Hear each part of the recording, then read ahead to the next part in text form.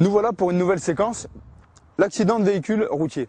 Après avoir posé notre triangle à environ 30 mètres du véhicule et s'être équipé de notre gilet fluorescent, nous allons nous approcher de notre victime et vérifier son état de conscience.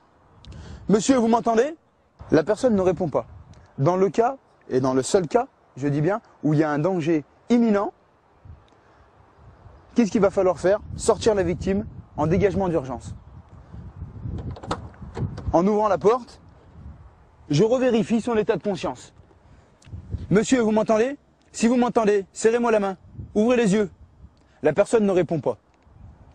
À ce moment-là, je ôte sa ceinture de sécurité et je vais réaliser ce qu'on appelle un dégagement d'urgence. Je vais venir la saisir sous les poignets et l'extraire du véhicule. Une fois sortie, notre victime, je l'allonge délicatement et je continue mon bilan. Bascule prudente de la tête en arrière. Je contrôle pendant 10 secondes environ.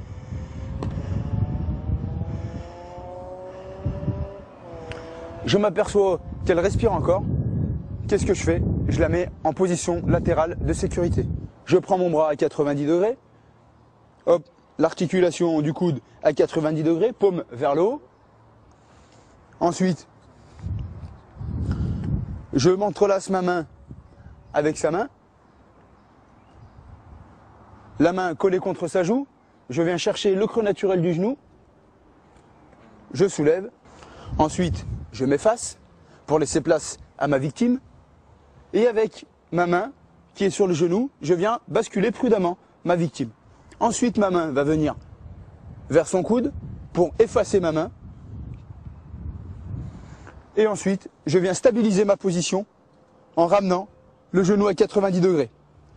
Et pour finir, j'ouvre la bouche pour faciliter la déglutition.